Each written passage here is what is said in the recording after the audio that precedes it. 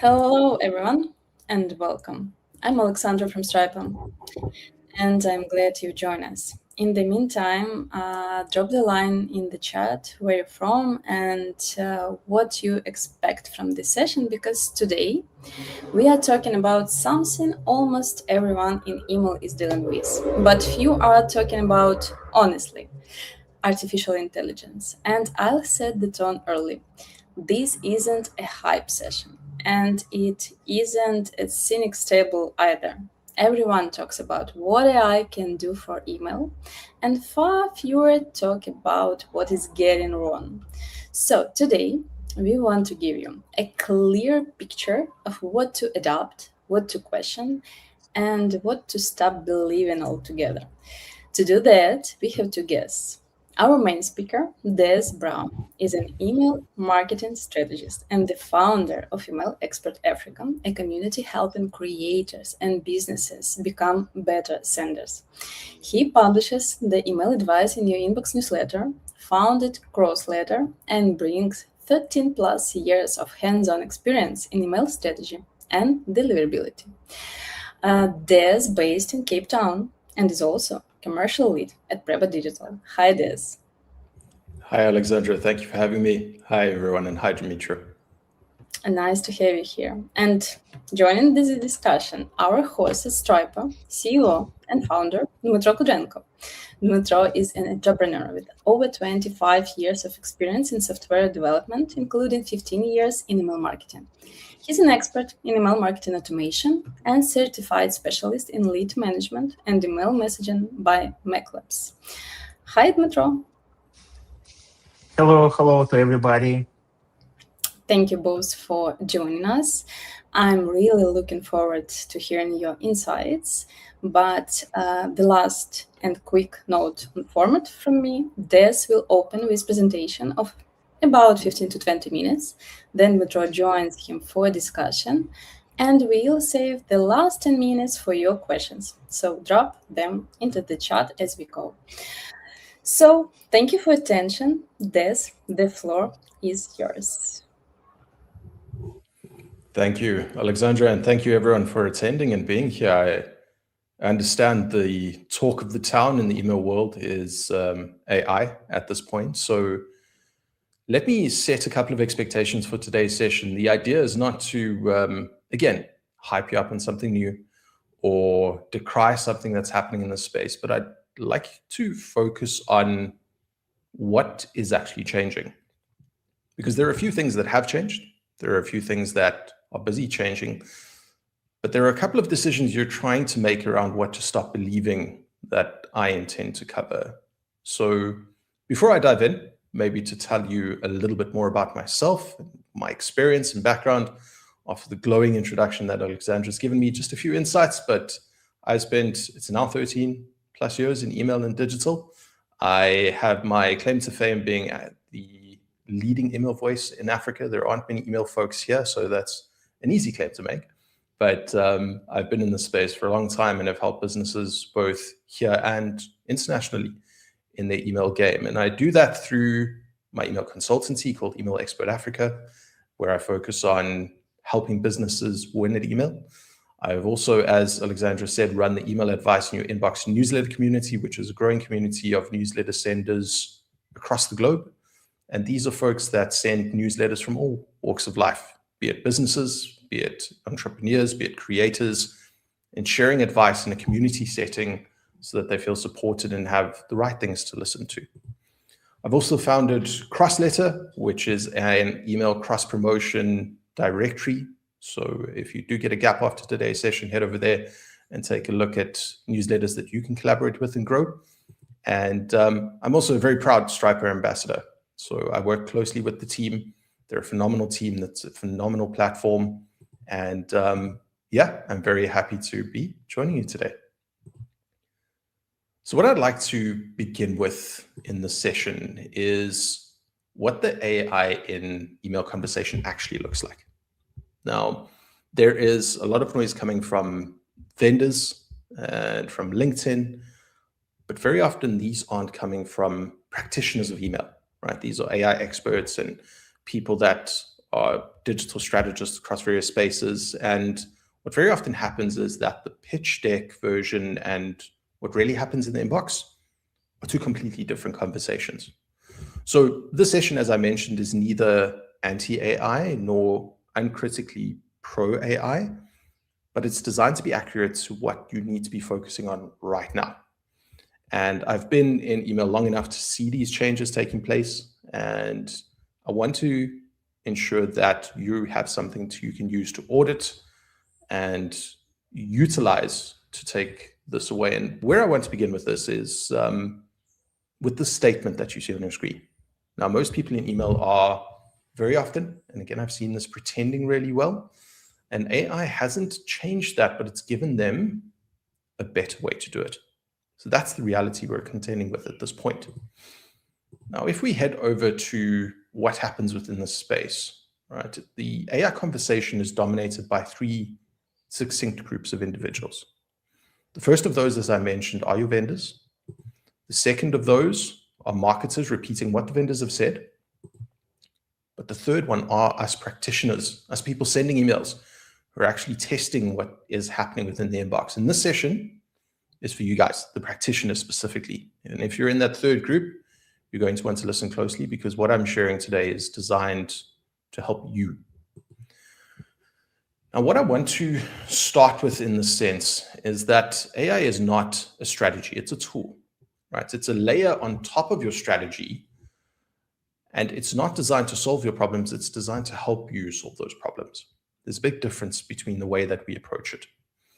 Now, when we look at things that happen within the space, right, we're not celebrating or condemning AI. What we're trying to do is utilize the AI layer to make what we're sending in email better, but it also poses some challenges, and we're going to discuss that today. The first point I'd like to kick off with is, where does AI actually help? Right, and there are a couple of things that we're already doing. When we see it in some of these tools, we see it in platforms, we see it in, what Stripo is doing as a team. But the first of those are things like content and copy at speed. So what's happening is things like your subject lines, your preview text, your body copy. AI is able to help you as an email sender take those and do that stuff faster than humans can generally do manually. Right? But with everything that makes it easier, there's always a catch. And if the input is weak, the output is going to be weak. So if you're prompting incorrectly, and we all know this from the basics of utilizing LLMs, if what you're putting in doesn't have any substance, what you get out is going to be shallow. And we start seeing that gap happening in the emails that are arriving in our inbox already. The next part of where AI helps is also on the personalization signal front, right? So AI is really good at things like pattern recognition. So humans need a little bit more meaning. We need a little bit more context. AI helps take that and speed that up through things like dynamic content, or triggering messages based on behavior, or optimizing for when people are actually in their inbox. Again, the caveat with this is that it only works if your data and your segmentation are really solid. And that's one of those drawbacks, right? You need solid data to build on what AI can use to help you within this email environment. If I had to add a third point here, one of the things that it certainly helps, and I've found this in my email environment, is testing things at scale, right? So what you're able to do is test multiple iterations that could take months in a couple of days. Many email platforms are opening up things like MCPs, and you're getting a lot of that data a lot more quickly than you would manually analyzing all of that data. So you're able to test things like your subject lines and your calls to action and things like the way that your layouts are structured. These are the things that give you the clearest return on your emails, but they aren't a solve all. And this is where AI starts creating issues. So AI is designed to amplify that strategy. It isn't designed to replace it. And this is where the real strategy work in email comes in, right? It brings out polished content, but polished content from AI is generally generic. And as I mentioned earlier, you're starting to see that divide taking place. You're seeing emails that utilize pure AI creation and copy, and it lacks that life and soul. And that's very often what people are signing up for. If you're a brand, if you're a newsletter sender, people are signing up for a specific reason, and that's to hear from you. If you're just churning out generic content, what it's starting to do is cost senders in this space. But where it also creates a couple of issues, and we're going to dive into that a little bit further, but inboxes are also changing. And standing out is getting a lot tougher. We've seen an email boom. We've seen a lot more emails taking place. And if your content is generic, what very often happens is you wind up getting lost in that noise. So there's a couple of things happening, right? And this is where a couple of these issues are taking place. Things like inbox providers are building AI detection signals, right? So you'll have seen this with Google's recent I/O announcements. What's happening is the inboxes are shortening the time that's spent in an inbox, giving a lot of summaries. But what it's doing is putting value on the content that people want to engage with. And what's happening is as soon as you're using AI content, it's detecting this, it's detecting the interaction behind this, and it's deprioritizing you in the inbox. And if that sounds familiar, most algorithms and social platforms do this as well. The inboxes generally tend to follow suit. One of the other things that happens, and I've just mentioned this, is that those same emails get disengaged in the background. Right? And what that means for you as an email sender is you're no longer garnering the opens you wanted to get, the clicks you wanted to attract, the actions you wanted people to take in those specific emails. And that is a problem because you want to keep showing up, right? So as you're using AI content, as you're using generic content, being lost amongst that noise means that you lose the ability to have your audience interacting with your emails. So with that content all sounding the same, all of those delves, or in today's fast-paced digital world type sentences, people see that and they ignore it, and that is a problem. The third issue, and this is a big deliverability point, is that AI-assisted cold email at scale is poisoning shared infrastructure, right? So what tends to happen is you as a business are sending emails. You've then got a sales team that's using AI-assisted cold email as an example, and that's affecting your entire email or domain environment. And you can see why this is an issue, because if there is an issue in that deliverability space, trying to fix it takes time. And what's the point in sending emails if they don't deliver anyway? And fourth, the fix isn't to avoid AI, but use it in service of a distinctive voice, right? So AI as a framework and AI as a tool to support what you're doing in the email space becomes really valuable because it buys you time. But if there's no distinctive voice, if there's no human behind what's being sent, that is where the problems start creeping in. So let's discuss what hasn't changed in the inbox. And this is an important one because as much as a lot is changing, there are a couple of things that stay precisely the same. And the reason for that is because audiences have the same expectations from email senders. And no matter how sophisticated tooling gets, these are the things that tend to stay the most relevant for an email sender. Now, the first of those you'll see in the top left-hand corner of your screen is list health. One of the most important elements in looking after your environment, regardless of if AI is reading a summary or if AI content is being used, but the list health side of things, and especially unengaged subscribers, is going to hurt your deliverability regardless of how good your AI-generated content is. So if you're not putting your audience first and that audience is starting to disengage, what's happening is that over time, not only are you losing traction in the inbox, but AI, those summaries I mentioned, those daily emails that Google is going to be curating, you're not going to feature there. And the biggest reason for that is your audience is unengaged. They've told the AI inadvertently that I don't necessarily care what this person has to send. The next important element are engagement signals, and it leads into what I've just mentioned. The way AI is going to be prioritizing content within the inbox, the way that those summaries are going to take place, and we're seeing it's come from Google's mouth in the Google inbox. Things like opens, things like clicks, things like replies, those are going to be the signals that tell the AI that's in the inbox what this means to that specific receiver. So where your emails land already depends on your level of engagement. That's not changing. But the ability to be prioritized in the inbox is also going to be dependent on those engagement signals. And that's why it's a really important facet to look after in the email environment. The next element here is email sending behavior. Now, what tends to happen is erratic email senders, and especially in the inbox, are generally going to get drowned out by those that are consistent, those that are strategic in the way that they're sending, that send an email once every 3 months and hope for the best scenario. It's no longer going to cut it, because what's going to happen is the inbox is being curated around trust, and trust is driven by consistency. So if you're looking to stand out in the inbox, if you're looking to be prioritized by these AI elements and summaries, the idea is to remain consistent. And that is good email practice across the board. Good for deliverability and good for the relationships you're building within the inbox. And one of the others as well is your welcome sequence. And this is something I speak about often. This is across the board still one of the highest leverage automation email sequences you can build. Right, so it's easier to waste this window with AI in place. We want to take shortcuts. We want to put generic content in. We want to get people over the line so that we can send them content or promotions later. But because this is a currently strong performing email, it's the best part to seed in those engagement signals. It's the best part to look after your list health. So as AI takes over, my encouragement to you is not to neglect your welcome sequence, because the value of that welcome sequence has not changed whatsoever.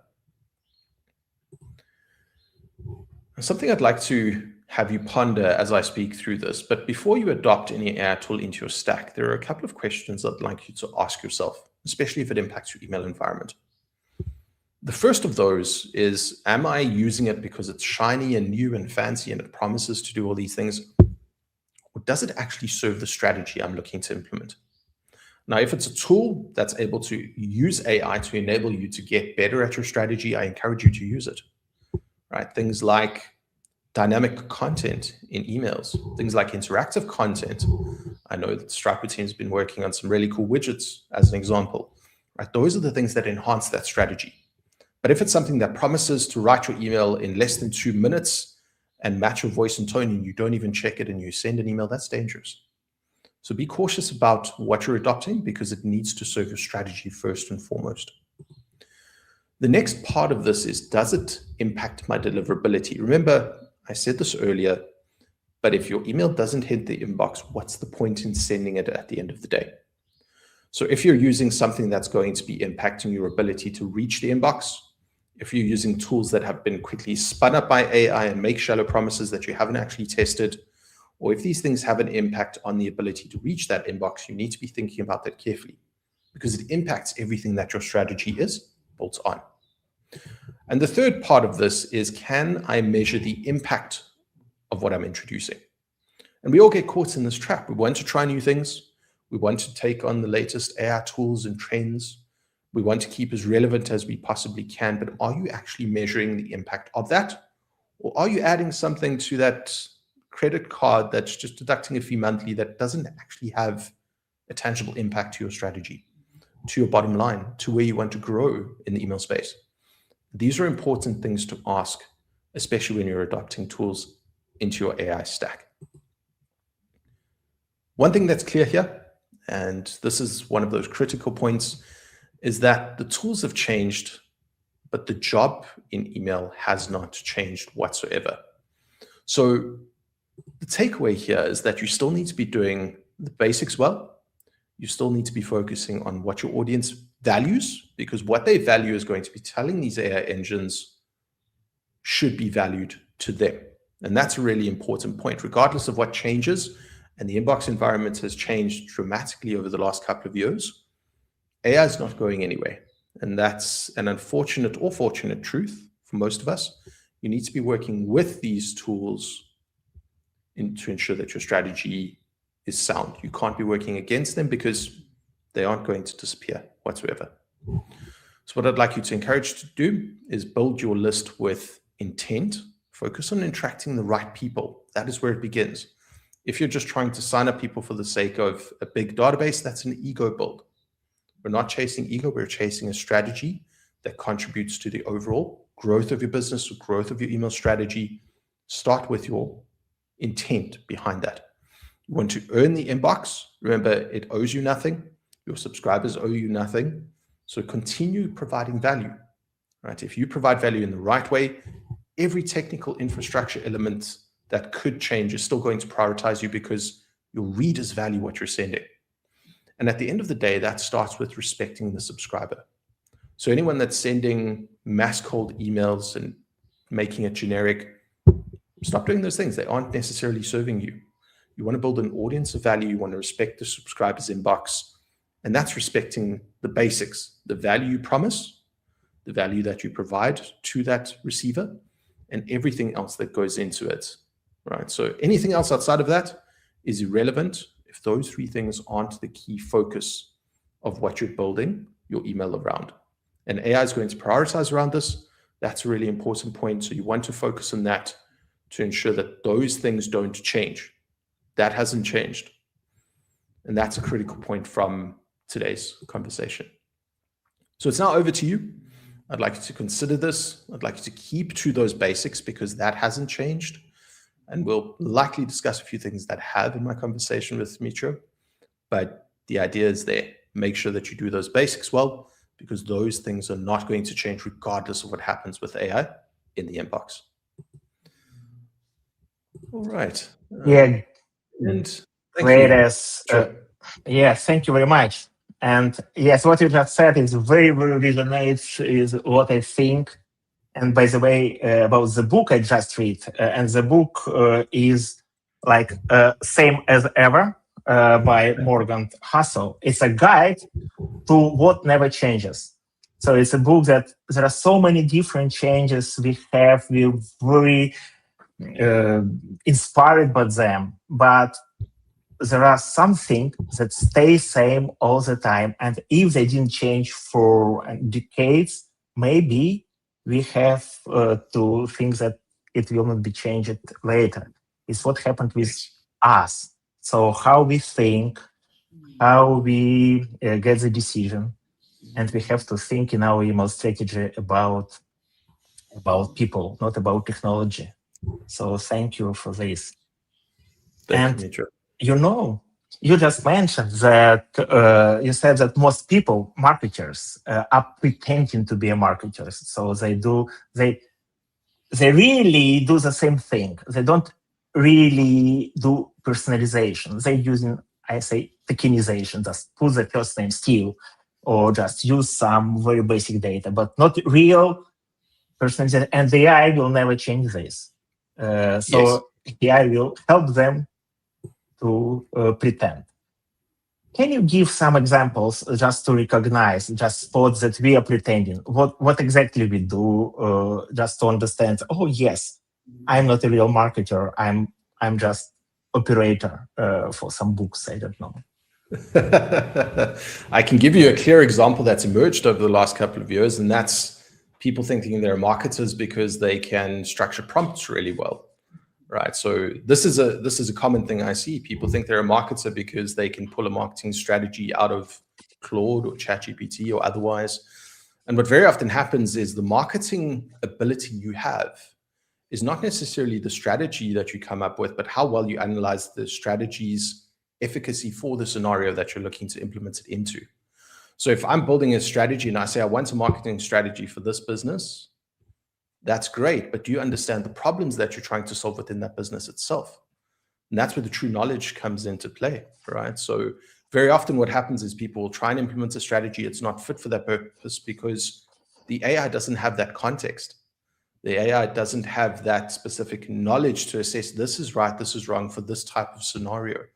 And I think that's probably the most common that's emerging right now. That's one of those that I'm seeing. But it also, I mean, speaking to the email world specifically, there are a couple of other elements. People think they're marketers because they send to a big list, but does that big list actually engage well? What are you doing with your metrics? Are you listening to your audience? You mentioned the personalization element, right? So first name does not mean personalization. It's the dynamic content you're sending. Does that suit the segment of people that you're sending it to? Segmentation is one of those things. People think they're segmenting because they've got an audience that is, 18 to 25 or 25 to 35, common misconception. That's not necessarily what people care about. They're caring about what goes into that specific environment for them.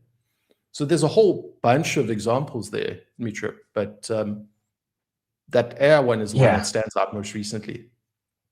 And exactly here, I want to say that a lot of businesses have personas, and personas that described in all the details, and we can generate different UMLs for different personas. But one of the biggest problem, how to find in our database who fits which persona.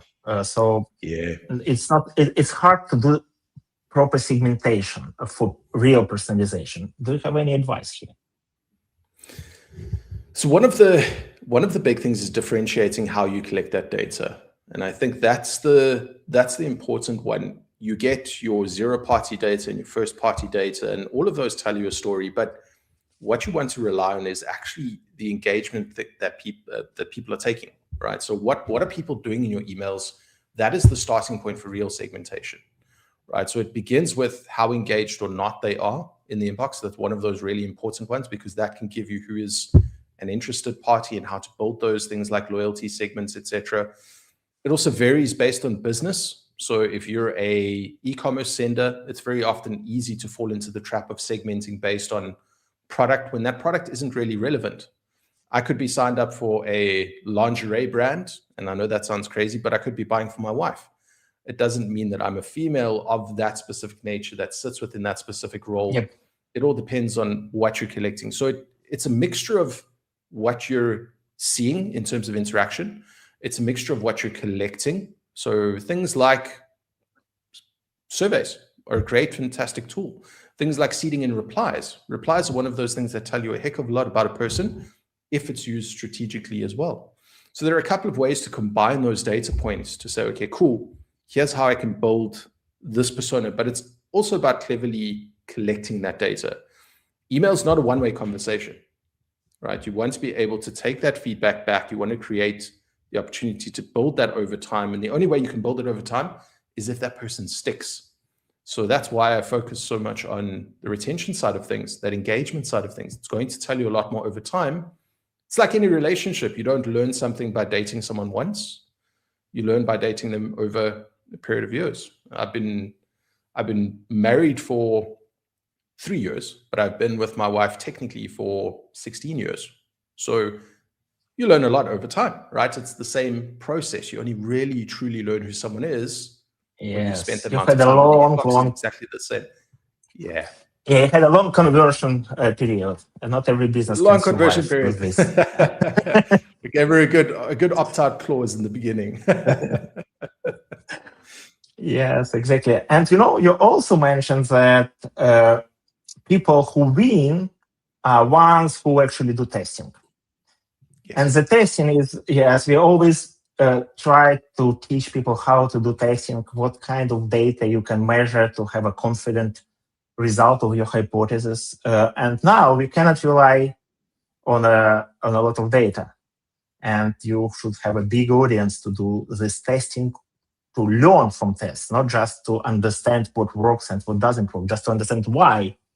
Do you have any suggestion which metrics we can rely if open doesn't work because of AI opens, if click not really shows engagement, and conversion is very low numbers to understand? So what we have?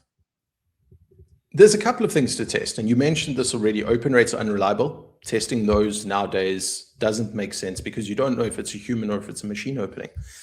And that's becoming the click environment, unfortunately, right? So I used to test aggressively on clicks, what worked, what didn't, what is my audience telling me. It is also becoming a lot more difficult and skewed, right? So essentially at the end of the day, what you should be testing is what lands from, depending on if you're a business or a newsletter sender, what is converting to bottom line. So testing things like your cost per acquisition for an email subscriber. If you've got a paid acquisition channel that is bringing subscribers in and you're following their journey to them converting to a paid subscriber, you should be testing those channels. Where the entry point is and where they start spending money is a good period of testing because you've got a journey that they've taken to get there.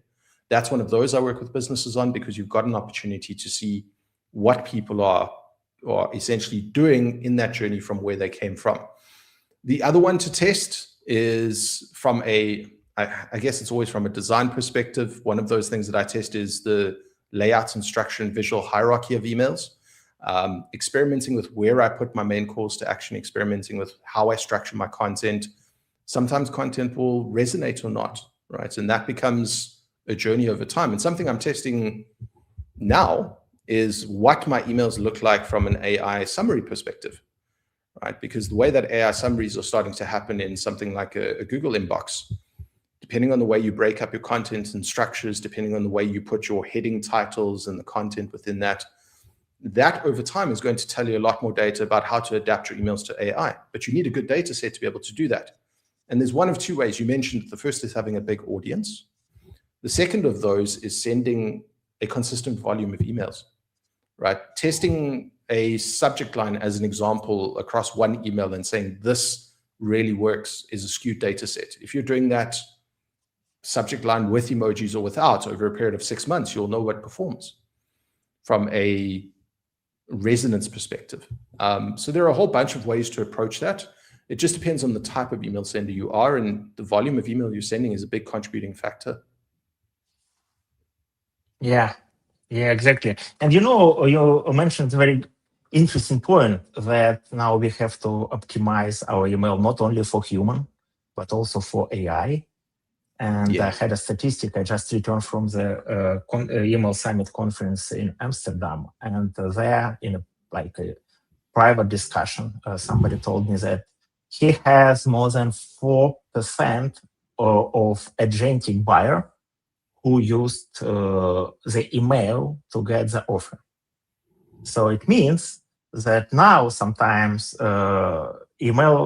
promotional email used as a RSS to get the special offers, and the real decision to buy, including the transactional everything, generated by bot. How you think our strategy have to be changed if we also generate our content for bots, for AI, for agents? That's a tricky one, because we all know that we're now writing for two readers. And that's something I spoke about recently, but we're writing for the human, and that's where the value add is. But we also need to be writing so that the AI can understand the value that we put into our emails. And I think that's really important. The email senders that are sending these beautiful emails that are fully image-based but don't have things like alt text, there's a great example, right? So a human will see that and go, I'm going to click this, I'm going to head over to your store and I'm going to buy it. If a robot sees that and they see image 1, image 2, image 3, and they can't read anything else, there's no value for it to make that decision. So what needs to happen is, again, these are email basics, and these are basics that look after humans, because things like accessibility are insanely important, right? We need to be building our emails so that if someone listens to that email using a screen reader, they can access that content. But at the same time, an AI is doing exactly that. It's trying to listen to it in a way that a human would, in the way that it reads that content. And if it can't, there's a great example. So things like that, the basics, doing it well. The structure of that content, not hiding your call to action within an image, giving that a good, solid alternative description is a really important point there. You can't take an action if it's not told to take that action. And humans are very, very similar.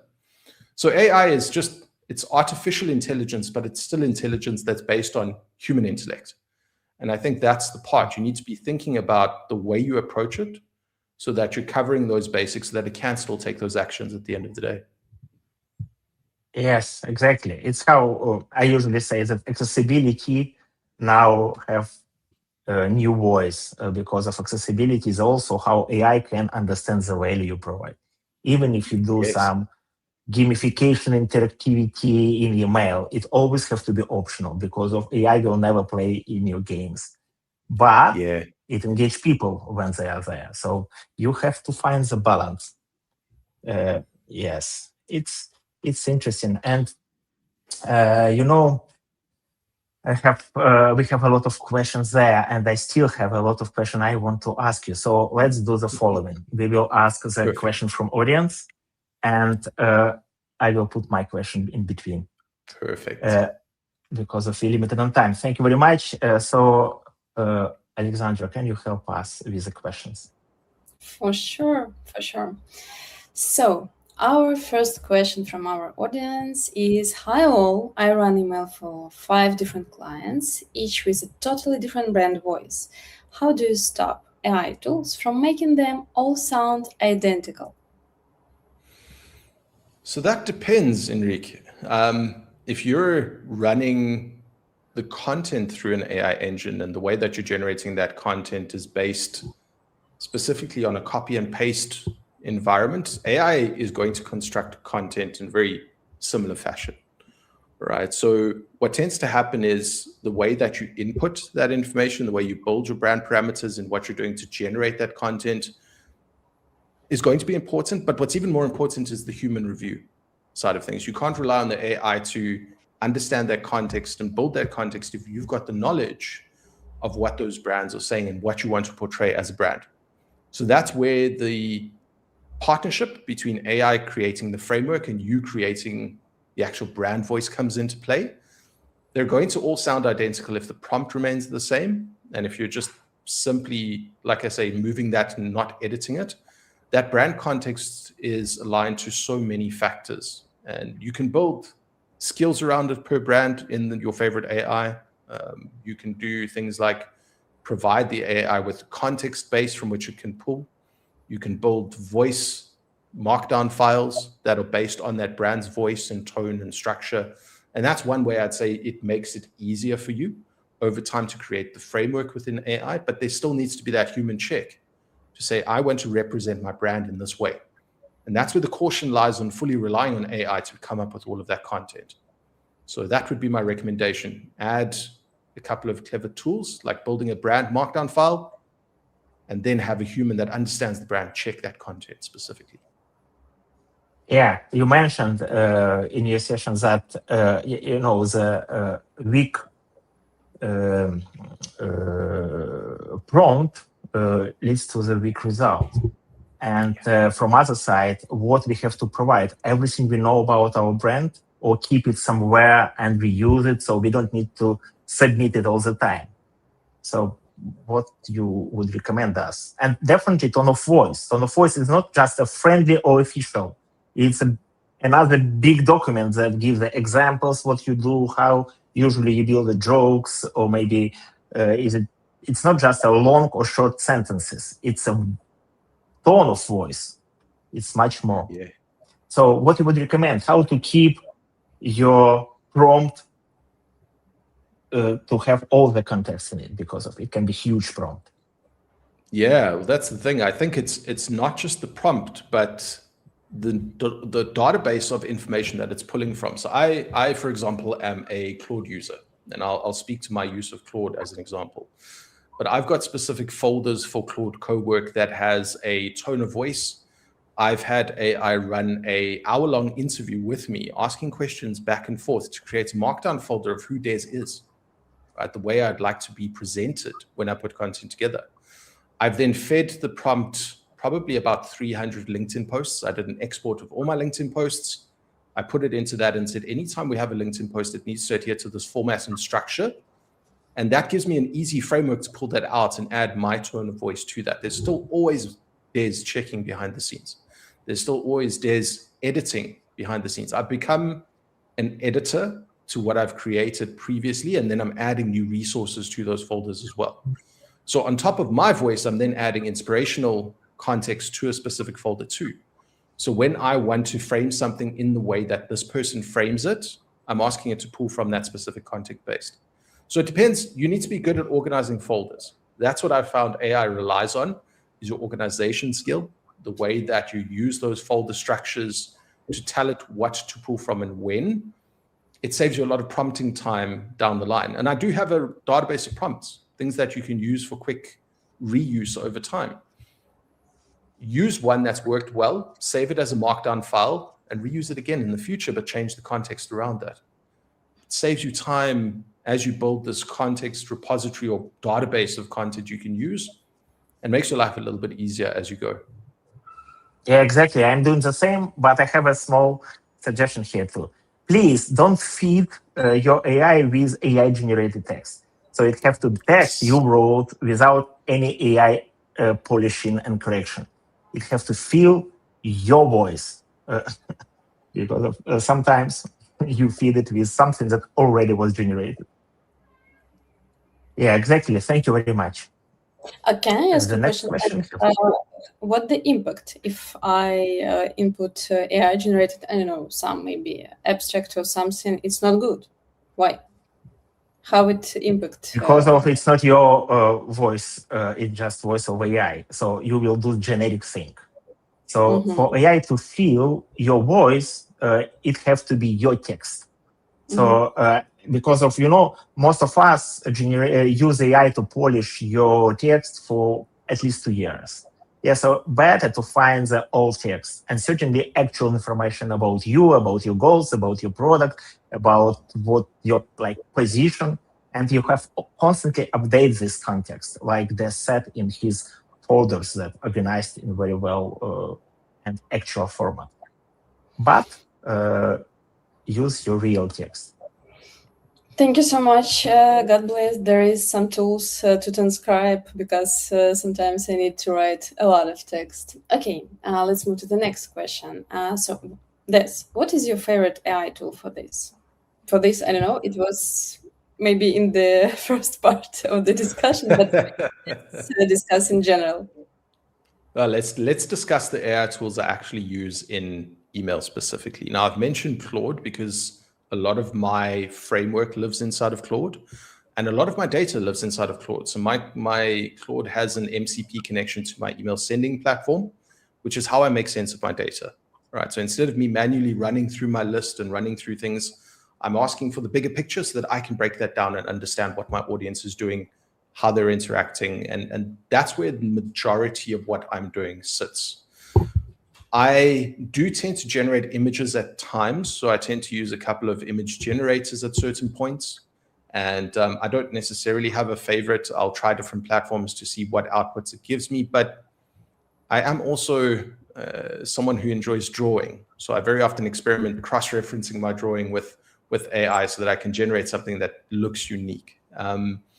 From an email platform perspective, I know this is biased, but I really enjoy Stripo's tools. I know we're speaking with the team at Stripo, so the things that I mentioned, the widgets earlier, a really fantastic way to use AI to prompt to be able to create dynamic or interactive content within emails, and also structure the basics around how the email frameworks look.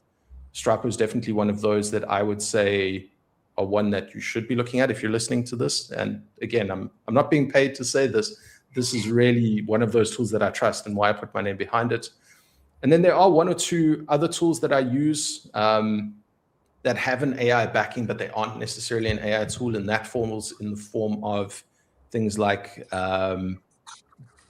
lead magnet generation, call it that. One or two of those elements help me design and lay those out and structure them. Things like my media kit is built in AI so that I'm running the text, it's running the design. I'm a horrible designer from a graphic design perspective. So I'm using tools to help me just lay things out in what looks good and adding all of that on top of that. So there are a few, but I'd say pick 3 that help you with your workflow in email, and pick 3 that make sure that you can achieve what you want to from a basics perspective. Stick to those. There are a lot out there, but stick to the ones that help you make sense of your email world specifically. Email verification, making sense of your audience, structuring your content. That's what I would add there. I don't know, Dmytro, what are your favorite tools?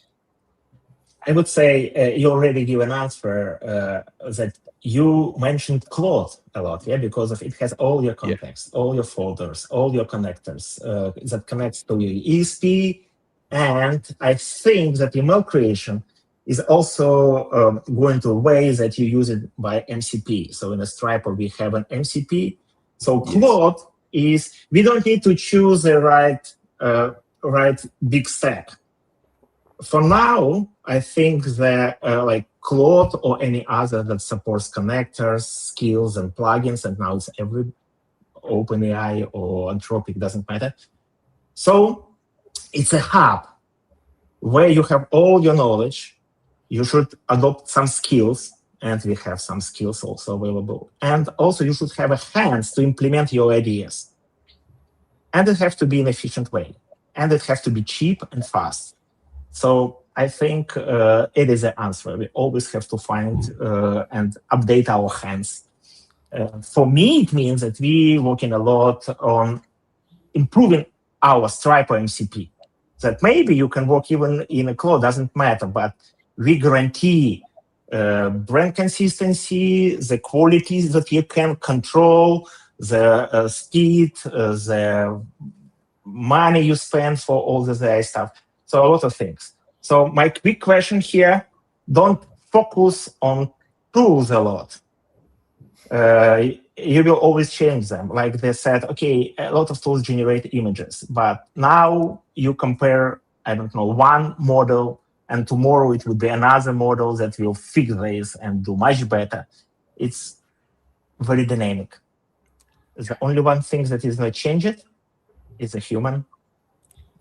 So we have to focus on this. I say individual and interactions over processes and tools. Processes and tools you can change, but you have to think about people. Thank you. Yeah. Our next question. I'm an AI newbie. So for someone just starting with AI in email, what the first thing you try and the first thing you avoid? Thanks in advance. That's a really good question, Alexis, because being an AI newbie and starting with so many options is a very difficult thing. What should I be using? Again, it depends on the types of emails that you're sending. One of the things you'd like to try and find is a tool that's going to make your life easier and have AI built into it so that it achieves the basics around your emails. I've mentioned Stripo, I'll mention it again. Stripo is one of those tools that I'd say would be, from a design standpoint, a really strong starting point to see how the AI and email environment really integrate well. The next is finding a tool to send those newsletters that has a strong foundation that isn't necessarily a reliance on AI, but it has good AI functionality, because it tells you that that platform is looking forward, right? AI is not going anywhere. I mentioned this earlier, but the people that are pulling in tools to make people's lives easier, understanding your audience, understanding your data. This is where newbies actually have an advantage. Us folks that have been in email for ages, we've been figuring this out manually. We've now got something that can help us make sense of that. So pick an email tool or two that really helps you from an ease of getting into the design and layout and structure side of things well. And pick an LLM, a Claude, a ChatGPT, a whatever else it may be, that can just help you figure things out along the way. You don't want to use it to create your content in the beginning. You want to get your voice and your tone right. So you want to do that yourself. People want to hear from you, but you want it to be able to help you with ideation. You help it to be able to want to troubleshoot and problem solve. That's how I use AI. If I get stuck on a technical problem or if I need something done, I'm asking. Pick two, don't pick 10.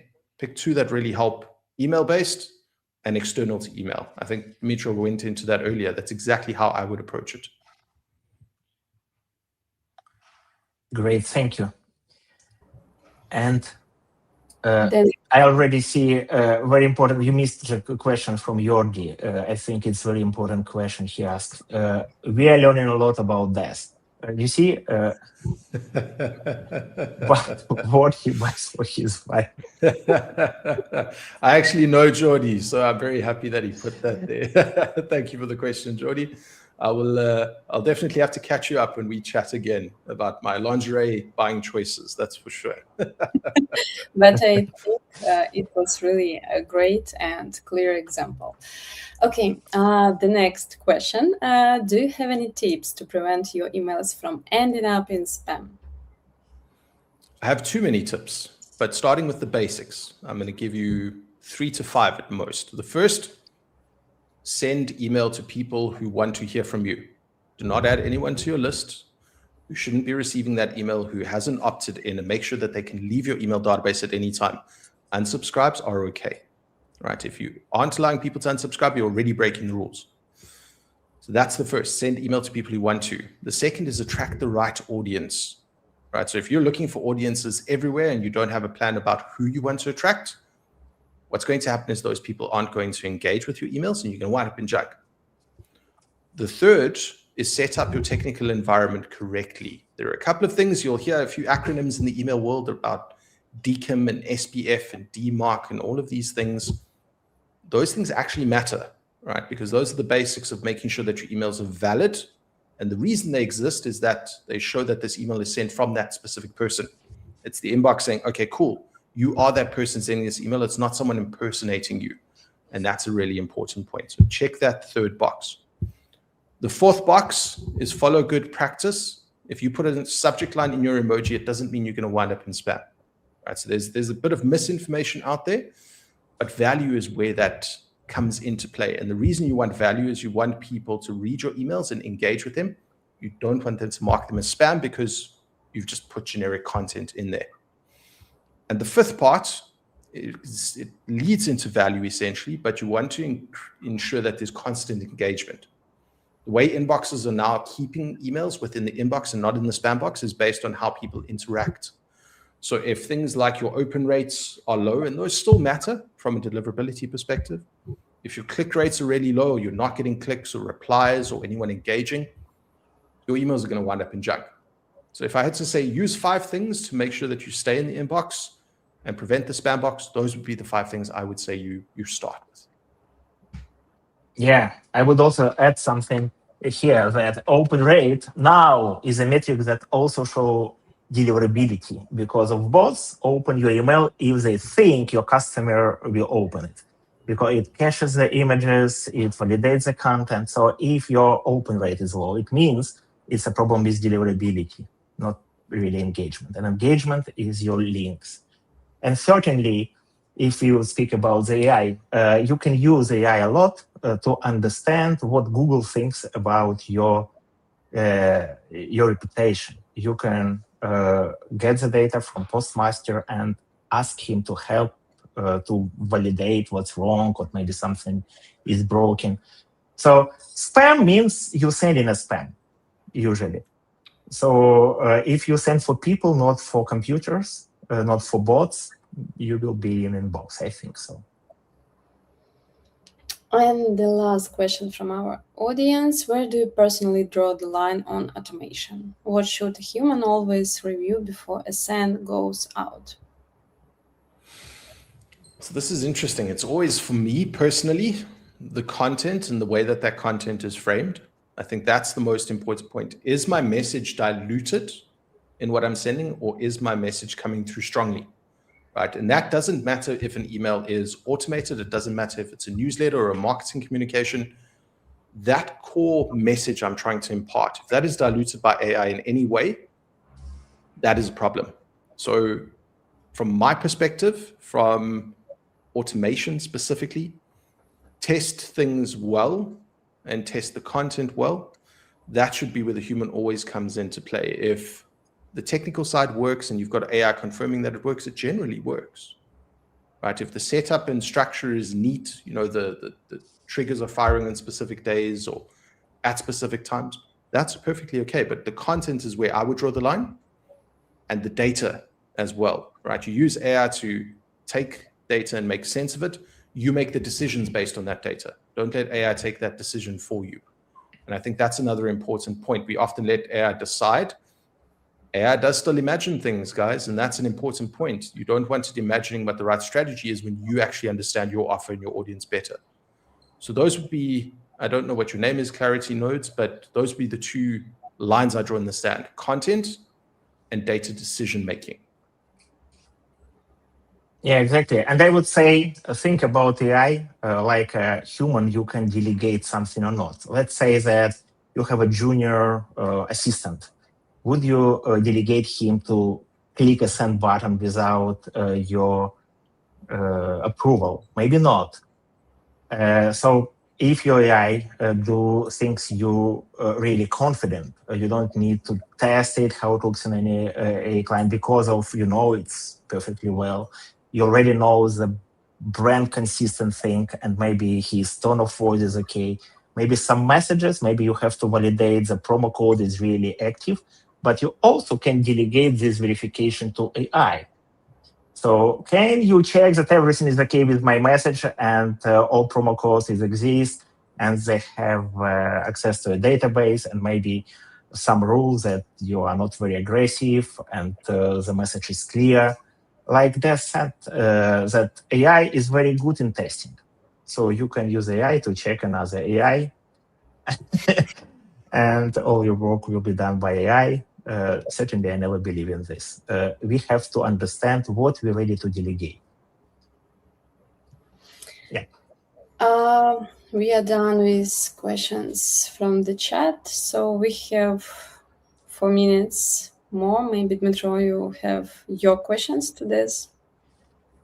Yes. I still have a big list of things. So it means that earlier, when we only started to use AI, we used it to speed up our processes. It means create what we know we want to have. So I want to have this email and I need to spend the time to code this, to test this. And now AI can do it much faster. And it also can build what we know we want to build. The next way we can use AI, I think, is a scaling and improving and testing and the design. So the first step is scaling. Scaling means you have one email, you can produce 3 for different personas, or maybe it will scale it to a sequence, or maybe create some A/B test, because we didn't have a time for this. Now you can do A/B test.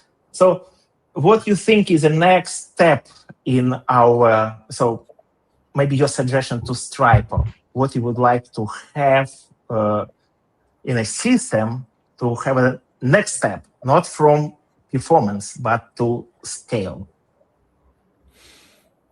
Where scaling becomes difficult is from an audience dynamic perspective. And what I mean by audience dynamic is, and this is where I think the future of AI is going to be in email, is making sense of what is happening within those emails to segment or hyper-segment an audience, right? The inevitable goal, and I think this is what all email senders should be aiming for, is to send an email that perfectly adapts content to that individual as if that's an email that's unique to them, right? So what happens is if I've got enough data integration that sits between my email design environments and my email audience, and there is AI that made enough sense of exactly what they enjoy, I can write an extremely long email and AI is adapting the content within that email to that specific person, not just, hey, Des, but hey, Des, from this article, these points based on your past interaction, based on the data I have about you, based on what you enjoyed previously, and based on who you are, scales to that individual, right? So Google's already trying to do that. If you think of the recent I/O announcement with the daily summaries emails that they're introducing, they're saying, hey, you've previously engaged with Stripe's emails. Here are 3 more that have come in the last 2 days, right? What I'm saying is taking that a step further, that once you open that email is exactly adapted to that person because you've got enough data about everything you've collected over time. And obviously, you need to be sending consistently to make sure that you collect enough of that. You need to be attracting the right sort of zero-party and first-party data to fulfill that. But the internet already knows a lot about a lot of people. We can't deny that. How do we use that to make our emails a better place? And I think that's one of those futures I see for email. How it happens in Stripe, I have no idea. But I've created a nearly impossible challenge for you to say, how do we send an email of 1, where I'm sending 1,000 emails and each email is different to each of those senders or receivers, sorry. That's kind of where I'd love to see email go. Yeah, it means that a lot of systems now do personalization, like product recommendations. So we know what we saw, but it's different. It's the way how we can sell the same thing in a different way. For example, in a Stripe, we can send one message that's for the same feature that adopted for agencies, and the same feature can be adopted for SMB in a different way. It means that, can I guess, for example, you have an email and you provide a connector to USP and said, okay, I plan to send to this segment or to this person. That represents the audience. Can you get the data you know about him, about his behavior, and suggest the best version of email for him? Is it something what you would like to see? That would be an ideal. That would be a great starting point. And I guess the integration between many environments, if I'm an e-commerce sender, having all my Shopify data pushed in, not just from a product perspective, but from a buying perspective. When is this person buying? Right. So I set an email that fires off on the 25th because on the 25th, they're more likely to buy. And being able to do that at an individual level would be phenomenal. I don't think we're there yet, or a platform can accommodate for that yet, but that's kind of where I'd love to see email go, is that individualized email environment for a person specifically. And I don't know if it's possible yet, but it should be soon, the way that systems are being integrated all over the place. Yes, exactly. And we have a lot of challenges here. And thank you very much for all the information, for all the effort, and for ideas you generated for us also. Thank you very much. And yes, unfortunately, we are out of time. Yeah, thank you both. Yes, thank you. And for the honesty, the real examples, and for cutting through a topic that usually gets buried in hype, because AI now is hype, and we know this. And Dmytro, thank you for steering such a sharp conversation and great conversation. And thank you to everyone who joined us today live, and especially those who jumped into the chat with questions and some comments. So yeah, thank you so much. See you in the next sessions, and have a good day. Bye. Thank you, everyone.